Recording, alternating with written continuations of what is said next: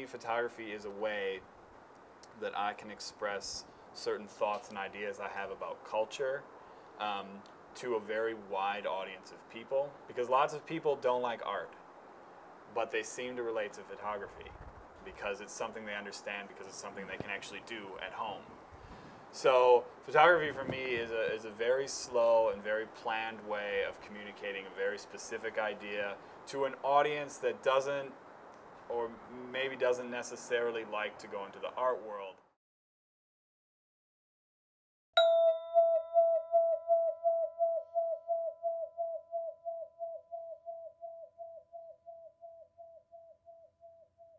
You're here working for this project of Datalogic, and how was the beginning of this project? Because till now, youth, technology and communication are the main themes of your job. So coming from this background, how did you approach to this job? So yes, so normally when I'm working on my own work, I'm working around the themes of youth and technology, and the way especially that youth are using that technology to have these new forms of communication and communicate with each other across very broad distances and still have a sense of closeness.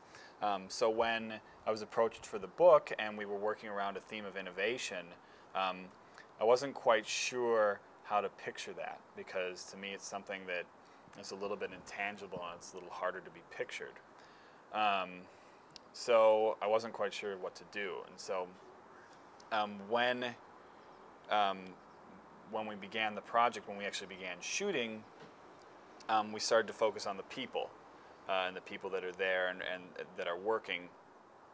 And what I started to realize was that, you know, even though these people didn't necessarily fit my normal theme, these young people, that these people were working all around the world, and they were working together on one basic project. For one company, they were making one thing.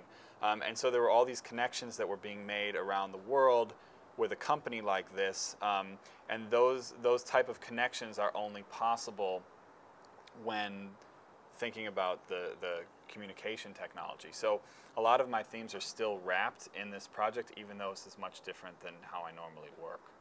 Okay, and how did you find this different kind of culture of people who work for Datalogic? How did you connect them all together? Well, I mean, so they're all working, I mean, and this brings us back a little bit to innovation. They're all working on this one project, or this one product. I mean, it's not one product, but it's a basic type of product. It's these scanners, and they're all working together with this. And so going back to the innovation, what we started to realize, or what I started to realize about the project, is it wasn't necessarily about the innovation part of it, but it was about the people who are innovating, the people that are making the innovation happen. So whether it's someone working in a warehouse, or someone putting together the scanners, or someone designing the scanners, or ordering parts, all those people come together as one whole, and that's where the innovation comes from. It's not just one person sitting in a room and coming up with an amazing idea and then the idea happening. It's all of these different people in all of these different locations around the world working together, and that's what causes the innovation. That's what creates the innovation. And so that's where the project is focusing. It's focusing on the people that do the innovation. All the people you took images of are posed like they are the main character of a movie, a sort of movie of Datalogic. Is this a correct impression I had from your work?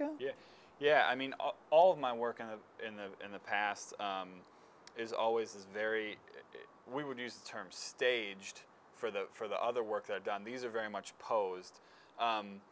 But my work is always it has a slightly cinematic feel, that there's a story that's happening outside the image, that this is only one small piece in a larger story that's happened.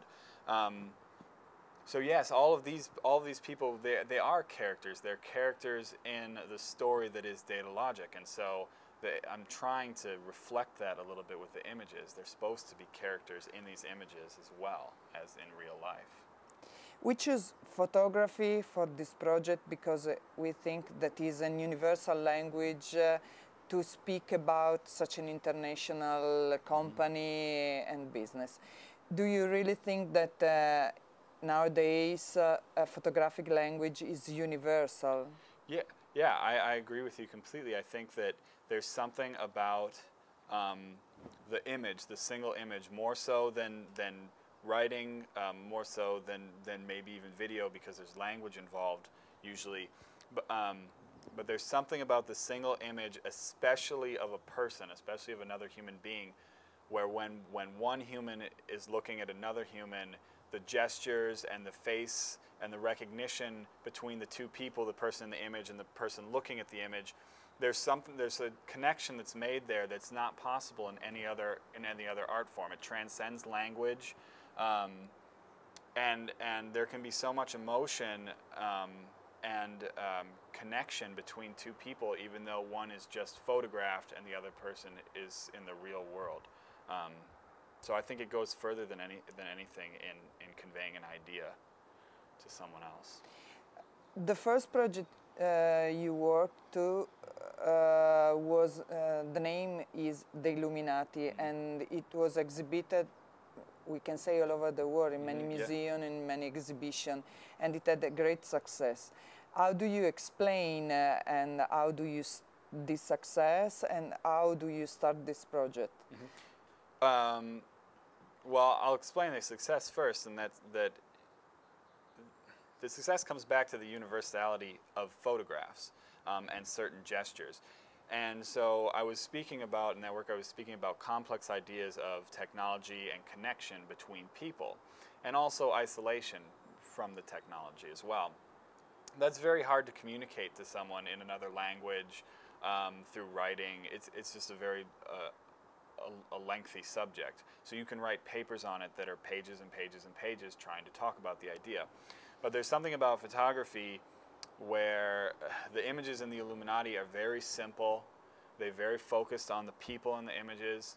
And because of the light in them, there's a sense of connection that happens.